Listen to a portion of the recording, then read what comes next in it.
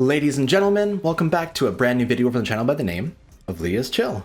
Today we are here to return to Jujutsu Kaisen Phantom Parade because I have went ahead and grinded a bunch on this game, and I am having a great time. It has a bunch of idle systems that are just like a little bit of slow progression alongside dispatches and kind of interesting different types of game modes. One of the ones reminds me a lot of Honkai Star Rail, and so there's a lot of really genuine intrigue here. I am currently here in a new setup. I'm trying out a new little like, setup so I can have better lighting for my green screen, but it just kind of is going to be how it is. Unfortunately, it's not going to look great, but it's just going to be how I can do it. Hopefully we'll be getting some new lighting for this new setup very soon. I'm in a brand new condo and stuff like that, and so I kind of feel nice and free now, so I'm very happy with it. But we are here to go ahead and cover the game and what they're doing. So as of this morning, they did drop Junpei over here on this banner, and I was kind of debating what to do. For the banner itself, they have a pretty plain, basically it's a 7.5% rate with a 5% rate for SSR recollection bits and a 2.5 rate for actual SSR characters. And Junpei is the one featured, and so he's at 0.7%, and you can get every other character that currently is an SSR inside the game on this banner. And I wasn't sure if I should pull or not. And I didn't go hard on the Itadori banner because I was kind of hesitant on it anyway. But I saw that this Junpei has poisoning, I fought him in the story, and I realized that one of the things I want most right now is to get Nanami off of this banner. So I think we're going to toss 2 multis at this banner and see if we can get lucky. If not, we're just going to go ahead and cover some of the story stuff anyway today. But even getting some extra Rs or SRs for my account will help a lot with trying to get some more progress done. So let's go ahead and see if we can get Junpei. I don't know about 2 multis now that I'm seeing how low I'll go, but we'll see here how it goes and everything. Now, I don't think the animations actually mean all that much. There is fake outs inside this game, but aside from just the plain fake outs, it seems like the animations are just the same every time. And that is just 2 SRs. Yeah, I don't think we're going to get anything too special here. Not a big deal. Oh, I will take a Maki, because that is a new unit that I can use in the future. I think just having more units inside your box is going to be helpful for doing dispatches and stuff like that if they're relevant. But that's our 2 SRs, and I did get an Oritoshi, which is going to be an attacker. So, I'll show you, but it's just behind here. Attackers aren't what I need right now. I need a good SR defender, but I'm going to toss in a second multi. I do think it's going to be important for me to try and get lucky at least a little bit, but it goes how it goes, and if we get shafted, I'm just going to keep on saving for a future Sukuna or Yuta, because those are the 2 that I kind of want most right now. And I think that Sukuna is going to be like the most hype. Oh, there's an SR Junpei. Interesting. I wonder if he was inside the game before this banner, or if he was only released then. Regardless, I'll take that. I'll definitely end up using him if he has the poison mechanic. I got a dupe of the barrier guy. I did end up getting a copy of him off of using my plane tickets you get from the novice missions and battle pass. But that's pretty much what we got. I'm gonna guess he's an interferer. He's an attacker. That's interesting. I feel like he should have been interferer.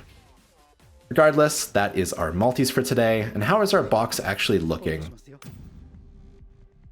Yeah, so I probably do just have to work on this barrier guy to be able to have a defensive supporter. I'm finding right now that my characters are dying more than anything. And so because of Gojo, I'm able to get carried through a lot of hard content. But that's just because I'm cheesing it with both Yaga and Gojo to slam a bunch of damage. So I upgraded today the new punch girl named Saki Rindo. And I wanted to go ahead and showcase her today because we're going to be doing some of the story quests here. I guess. Yeah, we're going to do with voice here, and then I want to show off another little chapter back in chapter 4. But I made it all the way through the fight with Hinami, or Hanami. Sorry, I made that mistake every time last time because Tokyo Ghoul. But Hanami's fight, and then it immediately goes into an introduction. Here, I'm gonna turn this down a little bit, make me smaller.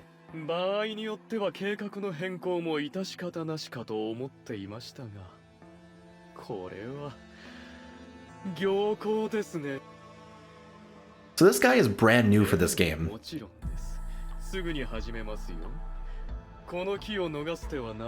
He seems to be talking to himself. Actually, like, I'm looking directly into the flashlight and it's probably gonna kill me. Can I do this instead? Oh, that's so dark. Okay, that's how it is.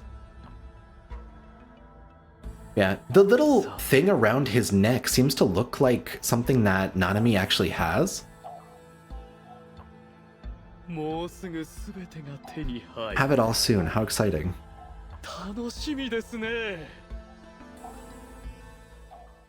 I wonder what his deal is. So it seems like the first 4 or 5 days of playing this game is kind of an introduction to the game itself. It introduces a bunch of mechanics. It kind of shows you different examples of what's up. But if I could find a way to go back to chapter 4. At the end of chapter 4, they have a tiny little teaser. Or no, I think it's called... Yeah, it's the first one inside the Hanami chapter. Basically, they teased the Fukuoka students as the principal over there talks to Yaga for the first time.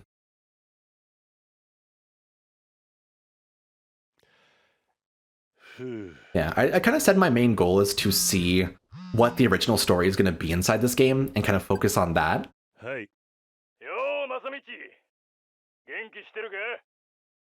Recognize that voice. I don't know who it actually is, though.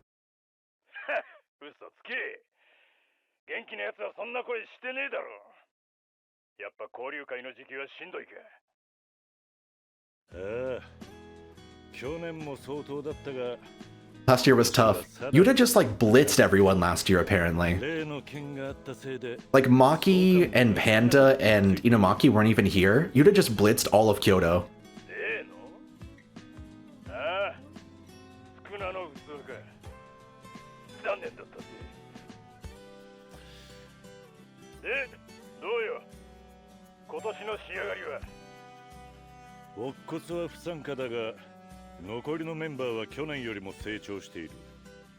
And the new first years are excellent too.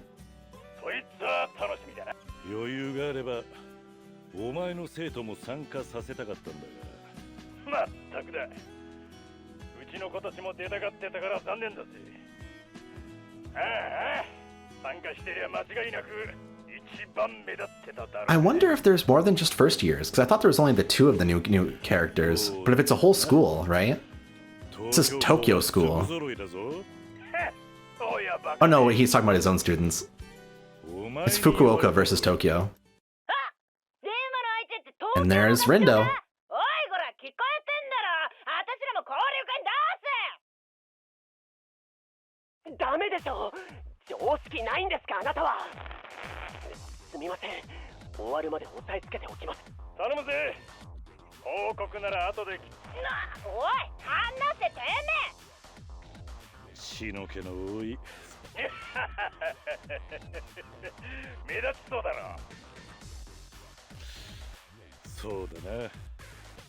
So arrange for you guys to spectate, what do you think? And they just kind of skip over that and just jump to this.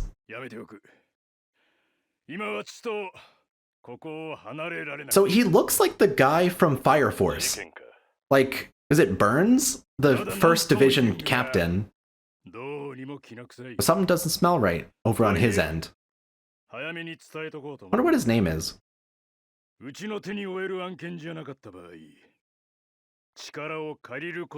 need you to lend your strength then. Okay, okay. I don't have enough men either, but we'll make it work.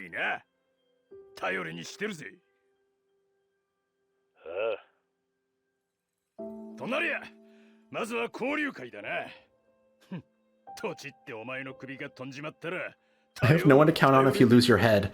Oh! Oh! Stop jinxing me. Oh! Oh! Like, I don't want to spoil things, but Yaga didn't have a lot of depth in the original manga. But he has a best friend that he grew up with inside this version, and so it's going to add extra depth to the relationships that Yaga presents to the story and stuff like that. I'm actually really excited to see how that all turns out. Because, like, Yaga doesn't get the chance to show up very often except for in flashbacks, and then obviously the story just moves on without him. Kensuke Nagino is his name. So he knows that it's going to escalate beyond this no matter what. So something is coming, and clearly that cursed spirit we just saw that has Nanami's, like, neck thing has something to do with it. I think... So the fetal movement was the only thing that it was teasing, so I think the rest of this is just going to be actual... Yeah, the actual story that moves on, where I think it would be, like, Fushiguro's domain, it would be the last... Or no, Fushiguro's domain already happens much earlier, I guess. It would be just like the last episodes of season 1. So we're not going to play through that right now. I was also curious to check out the new event map over here, because this dropped today, and it basically was teased as the Tokyo students, Nobara, Megumi, and Yuji, go ahead and hop into a mountain that apparently just constantly spawns new curse spirits, and so once in a blue moon you have to go up there and kind of cleanse all of the ones that are up there. So let's go ahead and show off my current team and have some fun with it. I do want to rock with this Saki Rindo. So she's basically just a punch girl. And so it's a new punch girl in Jujutsu Kaisen that also just has like a Yankee personality but likes cute things. And I feel like she's going to be a really fun little addition to the story and stuff. Because Nobara is basically the gal, like Gyaru archetype, but she's entirely the fashion-based. This is like the opposite side. This is like the Time. And you just gotta take it. So what she actually got? She has a free provocation, so that's gonna be a taunt with a physical damage down, and increased physical technique damage to a total of 4 times in 4 turns, deals damage equal to 1 or 3% of self's HP. Huh, so she's gonna take her own damage, and in return, she'll be able to do extra damage in every punch. I think I'll start with that. So I don't think I need to tank too much here. I'm also using Mai now, because Mai is one of the only like yellow units that you can use inside this game at the moment. Yeah, she'll just damage herself. Something I learned about Gojo. So obviously we didn't play any levels that were long enough to get to the point where his passives went off. But if you see right here, at the end of turn 7 after joining the battle, recalls some emergency and withdraws for combat. What this means is Gojo is objectively invincible. He doesn't take damage. He only costs 1 energy for every time you use an attack. But every 7th turn, he kills himself by default. And so if you don't finish the level you're fighting within 7 turns, he will kill himself and lose you the 3rd star on all the levels that you need to sweep in the future. And so he is both the best unit in the game and an active liability. And I think that is such a fun way to design him. And so the idea that he just kind of leaves and is like, I'm gonna go get some souvenirs somewhere, bye-bye, is kind of the best way, I think, to implement this style of character. Here, I'm gonna put this back here so we can have a little bit better lighting. Fortunately, it's just how it goes. I'll be installing some new ring lights, hopefully within the next couple of days to fix this up and I don't have to have like this flashlight in my face. But it is just what it is. And this is giving me free buffs. Okay, so this seems to be just an exploration map where you can choose the direction you go. I wonder if I lose anything going to the box or not. Doesn't look like it actually lost anything. Seems good then. And we'll just keep on going through these quests here. But yeah, they are seemingly doing entirely original stories for these side stories. And so one of the biggest complaints about Jujutsu Kaisen in the current time, I think, is the series didn't slow down enough after Shibuya. And so this game kind of fixes that a little bit, right? It's gonna allow a lot more breathing room between Shibuya incident and the end of the manga, so that there can be a lot more like slice of life moments all throughout, and I think it'll actually be really interesting to see what they do with this game. Because if they have permission to do entirely original stories, and they have permission to write up their own event plots and just kind of use these characters accordingly, they could do a lot of great things that add to the original story. Hopefully not spoil it or like kind of ruin some of the vibes toward the later parts, but it sounds like not only do they have a really good foundation for a good mobile game with a couple of idle systems, a couple of interesting ways they balanced it. Obviously Gojo being designed in the way he is like them having fun designing the characters. All of those combined, alongside being able to write their own original stories, means that this game could potentially go on forever. And I'm fascinated by it. So I think this is actually going to be my main game for a little while. I slowed down playing this because I really wanted to pay attention to the story to see if they did change anything throughout. And they have not changed any like story elements whatsoever in the main story, except for the chapters that are labeled not as episodes, but as we saw earlier, Omen and Fractured Memory or whatever it was called. So it's going to be significant to notice whenever it isn't a episode-based main story event. And so I'm going to keep on playing through it. It is kind of cool that they basically do... If you play Jujutsu Kaisen Cursed Clash, they do the story much more poorly over there. It's basically anime screenshots on a 2D background where they very shittily summarize the entire game, or the entire anime. And in this game, they're using the live 2D models that they've kind of created to adapt the entire story in intriguing ways, and they use the anime clips very sparingly just to punctuate the coolest like action moments. And so they use it for Nanami's overtime, for example. They use it for Todo kind of jumping Itadori and punching through the cursed spirit and all of that. And so it's really fun to see how they're working around it, but they're using the live 2D models to actually create something worth reading and experiencing. And I think that's the important part. I probably should have targeted someone else with Gojo.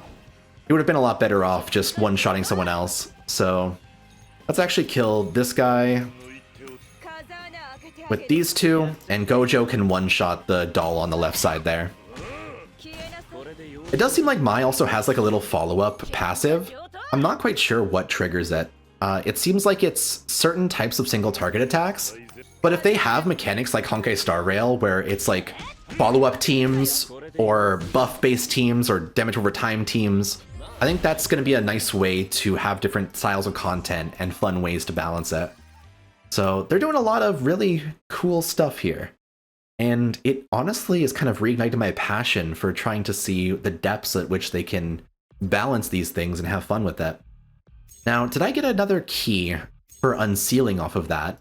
Or do I have to go? Actually, I only got it from the box up here, so I have to get something else. This is get a total of 1,000 exorcism medals. I can't unseal this one unless I were to be able to buy a key. I can buy keys inside this. Okay. So the mechanic is that you're supposed to be slowly working up to getting more unsealing keys, be able to play more elements inside the main story. Shit. You could only have one unsealing key at a time. I should have absolutely used it on Nobara before, because I was expecting... Wait, no, I can have two. Oh, it's just that the exchange rate went up from 150 to 250. Okay, that scared me for a second. In that case, I can use both of them on one on Gojo, one on Nobara. But we open this up, and she just gives us a free buff. Very cool. So yeah, those just seem to be extra buffs to fight the harder things. And obviously my team is already kind of busted for all these. I'm just going to auto through this next one, so it just like claps, claps, claps, claps, claps. And then we'll see if we can fight the boss. But this event story is kind of more lax. I want to read through the other event story that released with the beginning of this game at some point in the next day or so. So maybe I'll make like another video kind of covering that tomorrow. I just kind of wanted to play through this and talk about what I've experienced with this game so far and the intrigue I've found with it, because there's a lot of fun to be had. And obviously, I love JJK. I pretty much have... So, my experience with JJK is I read the first 12 chapters as they were coming out. And Yuji being killed by the special curse spirit on chapter 12 was actually like really, really depressing to me and made me drop the manga because it resonated in a way that kind of hurt me deeply. It's basically like this teenager begging to not be killed and not be killed in an unjustified way and being afraid of that death. It like hit to my core in a way that fucked me up. And so I was like, I'm gonna not touch that for a while, and I forgot the name of it. It wasn't until the anime came out and I realized when I was watching with my partner, this is actually the manga I read back in the day, and this is excellent as an adaptation. So I was like, okay, I kind of want to go read it. So I waited for the first season to end, and the first season was the like best adaptation of a recent shonen of all time. And then I read the entire manga and caught up to the Culling Games. And I was like, the Shibuya instance about to be the craziest manga arc to put out there in the world. The Choso fight's my favorite thing in the entire series. It just all resonated super hard with me, and I would love to be able to talk about it more as time goes on. But I do love these characters. They haven't had a lot of depth to them because the story couldn't call for that. There's just so much happening inside the story that they can't ever calm down and have discussions. But there's a lot more chance for that here, and I'm looking forward to seeing what they do. Gojo's gonna go ahead and one-shot them here, and it should be all good. Wait, she's using her ultimate. Gojo uses his ultimate, and they do the cooperative one. So I didn't get to show this off last time. The cooperative ultimate, they jump in together and go, yeah! That's sick. Good stuff. And Gojo's ult hits like harder than anything else in the game. It is like the best attack in the entirety of the game right now. Yeah, I definitely am looking forward to seeing what they do here. I want to be very, very careful with my currency though, because I know that I know Yuta's supposed to be super broken when he drops, but I know that when they drop like a cool Sukuna, when they drop a lot of those good examples of the coolest units that they could, I want to make sure I can get copies of them and not like go super hard on dupes for any of them. Because I'm not the type that goes for a bunch of dupes on one character. I typically like to split up my account. It makes it harder for endgame content, but it makes it easier for me to enjoy the game because I like to use a wide spectrum of characters from these series. Yeah, let's just do one more quest and we're probably going to end off for today because I'm just kind of chilling and enjoying. Let me know if you guys want to see a certain style of content on this game. I haven't really been doing content that discusses the best ways to conquer content, the best ways to overcome it, but I've been watching a couple of different instances around to understand this game better, and there's a lot of cool depth to it. And obviously, there isn't a lot of healers right now inside the game. I think... Is there one healer inside the game right now? I feel like I remember someone mentioning that someone's a healer, but I don't actually have the details in front of me right now. But because of that, you need to really balance your teams around survivability and trying to out-tank the missions you're fighting. Alright, there's a couple of curtains down here. Can you not access the curtain until... Destroy the basement of the certain curtain, and the curtain's inside the key here. And so I would use the key here to get the 3 curtains down here. Would that give me enough to be able to exchange? Or should I do this instead to get the other boss? I should probably get the other boss first. Because even if the rewards down there are worth it, the extra boss will be easier to grind for later today. I think that's going to be more important as the missions go on, to have more bosses to fight, and to be able to... Yes, because it's the exact same thing. Let's go ahead and fight this one too. So I'm kind of down. And this should be all good still. I could just bring another friend, but the assistants, friends, can only pop in after one of your, or 2 of your characters die.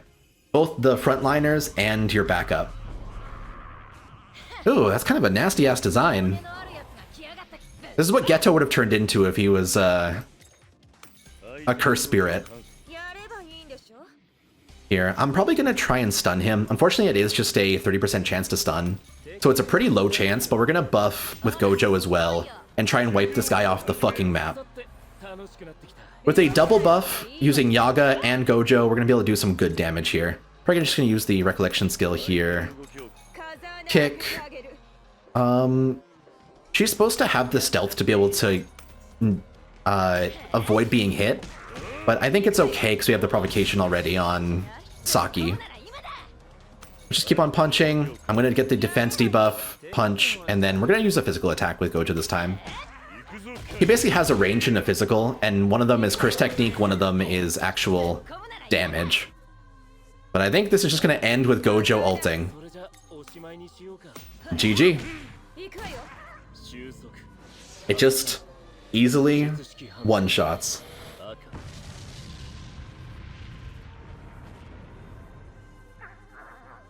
Wow, that did 109k. A boss that's actually weak to Gojo makes him just hit like a fucking truck. Yeah, I think I have to hit 22k CP inside the first 7 days of the game to be able to get the novice ticket. So my main goal is going to be trying to pump up my power as much as I can right now. And so it's going to be just upgrading characters to higher tiers. It's going to be doing these events to be able to get the Jujutsu crystals, especially this one. I think this one's going to be the one that gets you the skill levels. That will be important. These ones will just get you different beacons. I actually was going to do one more thing on video today. So they gave out 2 free dupes of SR characters. And so I tried to look around at which characters would be best to use the SR dupes on.